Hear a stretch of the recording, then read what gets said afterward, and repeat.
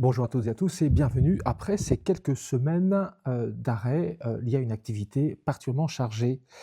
Je vous propose aujourd'hui d'appréhender un mot qui vous est certainement très utile, chers professionnels. En effet, cette vidéo va vraiment se concentrer pour vous qui êtes enseignant, coach, responsable de ressources humaines, responsable GPEC, responsable de la formation, bref, vous tous, vous toutes qui avez un rôle à jouer, un travail centré sur le fameux savoir-faire. Heu, c'est d'ailleurs, une expression, un nom même, hein, qui est, désormais ennuyeux parce que tout le monde l'utilise, mais finalement, sait-on de quoi il en retourne? Ce que je vous propose aujourd'hui, eh bien, c'est d'aller explorer concrètement ce que ce mot signifie, vous dire comment je m'en sers au quotidien en tant qu'anthropologue des métiers, en tant que sémiologue et en tant que, bien sûr, lexicologue. Vous allez voir à quel point la maîtrise des mots n'est pas vaine, bien au contraire. Alors, ce que je propose tout de suite, c'est de commencer par un dictionnaire que j'aime beaucoup, qui est le dictionnaire de Barreau de 1853, qui est le traité des synonymes de la langue latine. Euh, et si je commence par ce dictionnaire, c'est parce que j'aimerais partager avec vous une image très simple qui, je crois, vous parlera, en tout cas je l'espère. Elle vous parlera parce qu'elle est tellement simpliste presque qu'on se dit mais comment n'y ai-je pas pensé plus tôt? Il s'agit de l'expression coutumière de dire je vais faire la vaisselle. Et vous allez voir que le verbe faire prend ici tout son sens. Et nous verrons d'ailleurs comment, en prenant ce sens, il permet de bien distinguer deux autres synonymes que sont guerrere, qui a donné lieu à gestion, et aguerrer, qui a donné lieu à agir. Et nous verrons comment quelques expressions qui peuvent nous faire sourire pourront certainement vous parler dans quelques instants. Alors, facere est le terme latin vraiment qui signifie littéralement, je vais le lire, hein, nous sommes à la page 502, ça signifie littéralement facere, donc produire quelque chose qui reste et qui dure, souvent formé selon les règles de l'art. Créer, je recommence. Facere, produire quelque chose qui reste et qui dure, souvent formé selon les règles de l'art. Alors ça c'est très important parce que ce qui va distinguer facere de agere, c'est-à-dire agir, c'est l'idée qu'il y a avec agere procéder de manière pratique qui se dit des actions qui ne produisent aucun objet effectif et durable, mais qui se rapportent à une chose qui existait déjà. Alors ça c'est important. Pourquoi? Parce que ça peut répondre à une expression qu'on connaît souvent, c'est ces gens qui agissent beaucoup mais qui font peu. Mais pour aller plus loin, il est possible d'aller voir un autre synonymiste allemand, car il précise, lui, bien en amont, agere has an effect that exists in time only like to do. Cela veut dire vraiment l'idée d'avoir, de produire un effet. C'est pour ça que agere est associé d'ailleurs à une activité de loisir à l'origine. Et c'est une activité qui n'est pas n'importe laquelle, puisqu'elle s'inscrit uniquement dans un rapport de temps. Agir ne touche que le temps, alors que faire va concerner l'espace. On produit quelque chose, on crée quelque chose, on fait naître quelque chose, on exécute. Il y a dans l'idée de faire quelque chose qui va devenir réel, physique. Et ça, c'est fondamental de bien comprendre ça. Faire implique l'idée que quelque chose de réel, de matériel est produit. Alors quel rapport avec faire la vaisselle, allez-vous me dire? Eh bien, quand je dis je fais la vaisselle, qu'est-ce que je dis? D'abord, je vais débarrasser la table où j'ai pris mon petit déjeuner, par exemple. Débarrasser la table, ça consiste à prendre les bols, les assiettes, les cuillères, la confiture, etc., etc., et à mettre cela dans la cuisine. Cela consiste ensuite à essuyer la table de sorte qu'elle soit propre. Une fois que cela est fait, et que j'ai mis tout ce qui était à nettoyer, à laver dans l'évier, eh bien, je vais laver la vaisselle. Mais là, je suis toujours en train d'agir. Je n'ai encore pas fait, je n'ai pas terminé de faire. Je lave la vaisselle, je la mets à sécher. On pourrait se dire, j'ai fait la vaisselle. Eh bien, non, pas encore. Pourquoi? Parce que eh bien, ce n'est pas terminé. D'accord? Il n'y a pas quelque chose qui dure derrière. Donc, une fois que j'ai essuyé la vaisselle, qu'est-ce que je vais faire? Eh bien, je vais la sécher, je vais ranger la vaisselle. Une fois que la vaisselle sera rangée, je vais essuyer le lavabo, puis ensuite je vais plier les torchons et les mettre à sécher proprement. Faire la vaisselle, ça implique que une fois que tout a été fait, rien n'est à faire et cela peut durer jusqu'à la fois d'après. Et là, on se rend compte que dès lors qu'on dit faire quelque chose, il n'y a aucune ambiguïté. Il y a quelque chose qui est accompli dans son intégralité, selon une méthode, parce que même faire la vaisselle, eh bien, ça acquiert de la méthode. On ne lave pas de cristal comme on va laver la porcelaine ou comme on va laver du verre, par exemple, ou comme on va laver de l'aluminium ou de l'acier. D'accord ? Ce ne sont pas les mêmes matériaux. Donc, cette idée de fakere, produire quelque chose qui reste et qui est dur, l'image de la vaisselle, l'exemple de la vaisselle, est, je pense, l'image le plus simple qui soit. Alors, il y a vraiment avec fakere, nous dit Ludwig, cette idée d'un effet qui existe dans l'espace aussi, avec l'idée de faire, de réaliser, de produire, oui, de fabriquer. C'est vraiment ça qui ressort et qui, je crois, est vraiment la chose la plus importante. Donc, faire renvoie au temps et à l'espace, puisqu'il faut du temps et de l'espace, alors que agir peut se contenter que d'espace. La langue à fourcher, langue à fourcher. J'ai dit que agir peut se contenter d'espace. Non, évidemment, vous l'aurez compris, agir se contente du temps, c'est faire qui implique le temps et l'espace. Il faut de l'espace pour rendre manifeste quelque chose, exécuter pour accomplir, agir, lui, pas besoin. On peut juste se contenter du temps, le fameux temps libre. Correction est faite. Les gens qui brassent du vent sont des gens qui agissent beaucoup mais qui font rien. Je pense que là, vous allez avoir certainement des gens qui vont apparaître dans votre tête. Donc c'est important. On peut donc agir beaucoup sans jamais ne rien faire. C'est pourquoi d'ailleurs il y a cette idée de loisir, d'activité. C'est bien à ça que nous renvoie le terme agir à l'origine.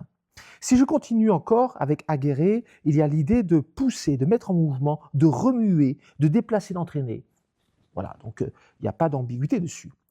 Alors que la notion de fakere est certainement le verbe primitif qui donne accès à tout ce qu'on va toucher après, avec cette idée par exemple d'excellence, puisqu'il n'y a de l'excellence que si quelque chose est fait dans son intégralité, que si on peut l'appréhender, le regarder, le décrire, le nommer, le suivre dans le temps, le filmer, l'écrire même, bref, tout ce qui permet de documenter. C'est ce que je fais d'ailleurs dans mon métier. C'est-à-dire que lorsque je vais regarder un professionnel ou des professionnels en acte, je ne vais pas les regarder agir, je ne vais pas les observer agir, je vais les observer faire, du début jusqu'à la fin, jusqu'à la conclusion, de sorte que quelque chose dure au-delà d'eux. Ça, c'est rien que le verbe faire. Intéressant, hein ? Vraiment, hein ? Il y a vraiment cette idée, je crois, d'un résultat qui dure, et c'est ce résultat qui dure qu'on essaye vainement, et pas assez d'ailleurs, d'avoir voulu expliquer avec des quantités de verbes dans les référentiels de métiers qui d'ailleurs ne savent pas finalement déjà décrire savoir-faire, parce que pour parler de savoir-faire, savoir, trait d'union, faire, il faut être très clair sur ce que le mot implique. Ce n'est pas un savoir-agir, d'accord ? Donc on est bien sur cette idée du faire. Si je finis un petit peu cette idée du faire, on a bien cette idée de considérer l'avantage, le résultat, le produit de l'activité. Alors que agir, c'est bien l'activité sans le résultat. Ok ? Je peux aller m'amuser, il n'y a pas de résultat. J'agis, c'est ce qui relève de l'activité, avec le préfixe ac d'ailleurs. Okay ? Il y a donc une manière pratique avec agir, surtout des actions qui ne produisent, comme je dis, aucun objet effectif et durable, mais qui se rapportent à une chose qui existait déjà. Donc on peut agir sans jamais rien faire, mais on ne peut pas faire sans ne pas agir. Et ça, c'est important. Donc dans aguerrer, on considère l'activité elle-même, le déploiement de force du sujet. Donc aguerrer est toujours une condition nécessaire de facere, mais donc effectivement la réciproque n'a pas lieu. Il y a aussi un point important, c'est que le temps du verbe agir est beaucoup plus restreint que celui du verbe faire. Il y a dans faire l'idée de quelque chose de long. On retrouve ça chez les compagnons avec cette idée de faire une œuvre. Et j'aime beaucoup parce que, en fait, ce qui m'interpelle, et là je parle en tant que Yves aussi, bien sûr, au quotidien, quand je dois faire la vaisselle, le verbe, en fait, il vous contraint, enfin, il me contraint. C'est-à-dire que je ne peux pas dire j'ai fait la vaisselle si je ne l'ai pas faite. Si je me suis contenté de juste laver la vaisselle, je ne peux pas dire j'ai fait la vaisselle. Il y a quelque chose, le mot ancre dans l'esprit une information telle qui vous dit non, tu n'as pas fait la vaisselle, tu as bien agi, tu as bien commencé. Mais pour ça, il faut que tu termines. Donc si je n'ai pas terminé, je ne peux pas dire j'ai fait. Ça marche à tous les coups. Ça vous permet de clarifier n'importe quoi. Tu as bien commencé, mais tu n'as pas terminé, donc tu n'as pas fait. Tu as juste agi. Tu as bien agi en demeurant, mais ça ne suffit pas. Ce qui pose maintenant le sujet de savoir. Et le verbe savoir, alors il est important parce que on en parle beaucoup, mais finalement on ne sait pas non plus de trop de quoi on parle finalement, hein. Je rappelle que le savoir a deux déclinaisons dans l'histoire, et il y en a une qui a été supprimée fin 18e, 19e siècle, et c'est bien dommage, puisque à l'origine, savoir-faire s'écrivait S-C-D-A-V-O-I-R. C'était le savoir de scire en latin, et non pas de sapere. Or, qu'est-ce que ça entraîne comme conséquence très ennuyeuse dans votre quotidien, cher professionnel? Eh bien, quand on est dans sapere, on est dans cette idée du goût, de la sagesse, du raisonnement, de ce quelque chose qui nous met dans un rapport un peu ambigu, que le philosophe a très bien investigué au demeurant, mais qui n'est pas très concret. Le savoir issu de sapere n'est pas concret, c'est le goût. On en a fait d'ailleurs une culture, on l'a érigé en culture du goût, hein. Homo sapiens sapiens, il n'y a pas d'ambiguïté, c'est celui qui a du goût pour les choses. La sagesse à l'état pur, nous rappellent les philosophes. Mais malheureusement, ça n'aide pas beaucoup quand on veut rentrer dans une activité concrète, objectivable, nommable, descriptible. Pour une raison très simple, eh bien, c'est que le savoir devant faire, eh bien, n'est pas sapere, c'est bien scire. Et ça, c'est important parce qu'il renvoie à une notion fondamentale qui est d'une connaissance approfondie, d'une étude complète. Connaître complètement, posséder quelque chose dans sa mémoire, posséder la science. Science a la même racine que scire, scio en tant que tel, hein, et c'est ce savoir-là qu'on va aller chercher. Ce qu'il faut aussi bien comprendre, c'est que lorsque le mot savoir précède un autre verbe, eh bien, il implique fondamentalement un apprentissage. Donc, pour savoir faire, savoir trait d'union faire, qui devient un mot complet, un mot composé intégral, il implique qu'il y ait une longue étude.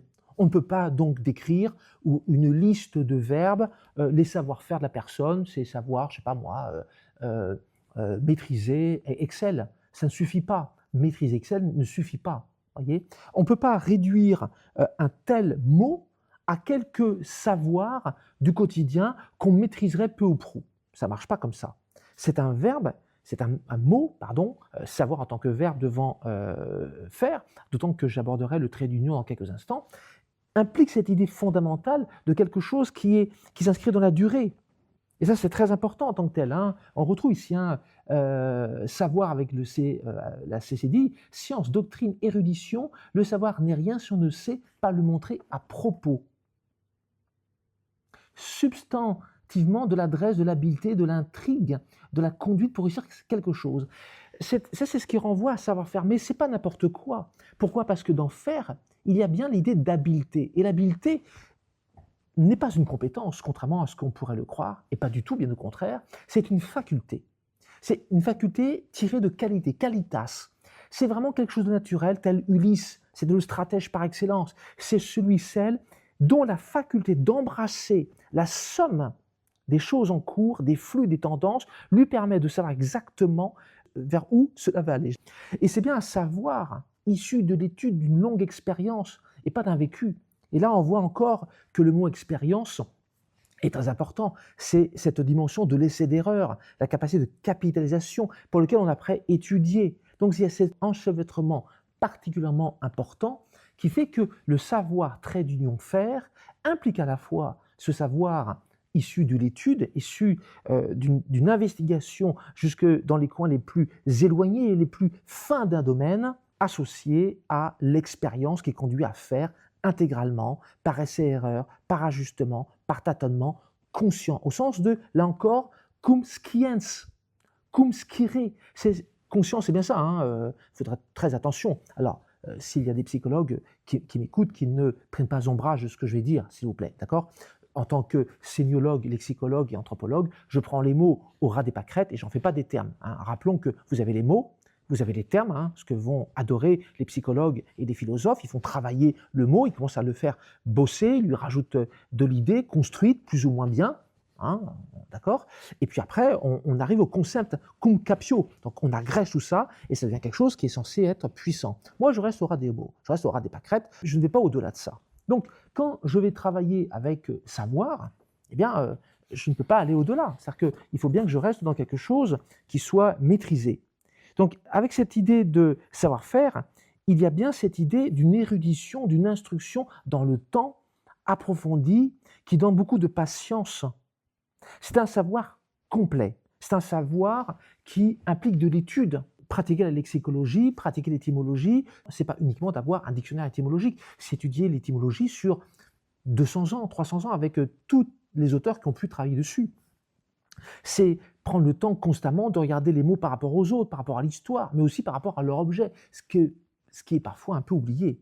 Donc il y a dans cette idée de savoir et de savoir-faire l'idée d'industrieux, d'habileté. Pourquoi? Eh bien, savoir-faire implique forcément une production.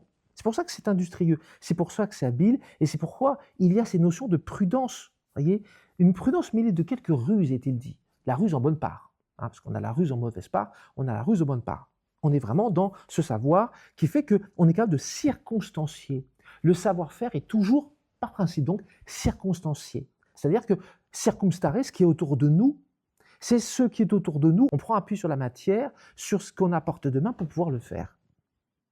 MacGyver, hein, pour ceux qui sont de ma génération, et peut-être ceux qui sont un peu après, illustre ce savoir-faire, à la fois l'étude, à la fois ce que j'ai sous la main.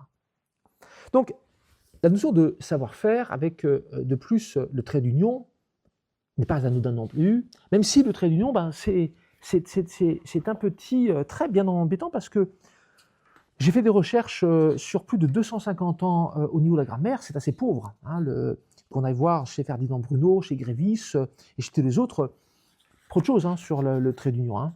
Alors, étonnamment, c'est sur Reverso, sur Internet, que j'ai trouvé quelques informations. Mais les informations, là encore, sont plus des informations de grammaire. On est sur des règles, mais on n'est pas sur à quoi ça sert. Or, c'est bien ça dont, moi, qui m'intéresse, c'est à quoi ça sert de mettre un trait d'union entre savoir et faire. Okay, c'est pas uniquement pour faire un mot composé, c'est comme soft skills, on pourra en discuter une prochaine fois. Donc, si je mets un trait d'union, il y a l'idée de l'union, il y a l'idée d'ajouter quelque chose, il y a une unité, il y a l'idée d'amplifier quelque chose qui est nécessaire de faire, sinon on se contente de savoir d'un côté et faire de l'autre. Je sais faire, mais ce n'est pas parce que je sais faire que j'en ai le savoir-faire. Et le trait d'union, il agglutine, il amplifie, il va littéralement établir ce lien qui fait que on passe de deux verbes à un mot entier, un mot composé. Donc cette idée de savoir-faire, savoir trait d'union faire, c'est vraiment, on le trouve dans le Robert d'ailleurs, le Robert historique là-dessus apporte ce petit quelque chose, mettre ensemble pour faire un tout. Bon, c'est un peu court, hein, mais à leur décharge, il n'y a quasiment aucun auteur qui a pu le développer, en tout cas dans tout ce que j'ai regardé à peu près une quarantaine d'ouvrages sur 200 ans, j'ai rien trouvé. Même chez Ferdinand Bruno, qui pourtant l'un des grands linguistes du XXe siècle, il ne rentre pas dans la matière qui nous permettrait de dire mais finalement à quoi ça sert. Alors, vous pouvez dire que je radote, mais si je passe autant de temps là-dessus, c'est parce que j'en fais quoi? Eh bien, ce qu'on pourra simplement dire, c'est que si je mets le trait d'union entre savoir-faire, cela veut dire que l'un apporte à l'autre toute sa qualité, tout son contenu, tout son contenu d'action, tout son contenu d'état, hein, puisque un verbe c'est un état, une action, une situation, c'est tout ça qu'il apporte à l'autre. Et de ce fait, on a ici une amplification des sens qui fait que le savoir-faire implique à la fois tout ce rapport d'étude complet qui s'inscrit dans le temps, dans l'expérience, dans l'essai, dans l'erreur, dans la capitalisation, dans un travail soutenu par des maîtres, soutenu par des enseignants. Hein. On n'est pas autodidacte avec le savoir-faire. Le savoir-faire, malheureusement, n'est pas une affaire d'autodidacte. Il peut savoir faire, mais il n'aura pas le savoir-faire du trait d'union. Le compagnon, l'un des grands exemples, illustre fondamentalement cela. On va voir ça dans toutes les grandes disciplines où il y a des maîtres. Okay. Donc, si vous êtes professionnel et que vous travaillez sur le savoir-faire, vous ne pouvez pas vous émanciper du savoir issu de skiré et non pas du savoir issu de sapéré. D'accord ? Ce n'est pas une affaire de goût, ce n'est pas une affaire de quelques savoirs d'instruction qu'on aurait dans une formation de quelques semaines. Ça ne marche pas comme ça. C'est un savoir qui exige du temps, qui exige cette application de faire dans son intégralité. Dans son intégralité, de sorte que quelque chose dure. Il y a donc presque l'idée d'une œuvre. Si j'osais, évidemment, on pourrait me contester, mais il y a vraiment cette idée de l'œuvre, quelque chose qui va au-delà. Devoir bien le faire. Parce que le savoir-faire, avec le trait d'union, implique, c'est presque une évidence, que ce sera bien fait. Le savoir-faire est toujours bien fait. Et j'ai oublié quelque chose. Oui, je me suis engagé sur guérir. Alors, guérir, alors, c'est intéressant parce que si vous êtes dans le champ des ressources humaines, ce que je vais vous dire pourra soit vous faire sourire, rire, ou pas vous plaire du tout. J'en suis désolé par avance.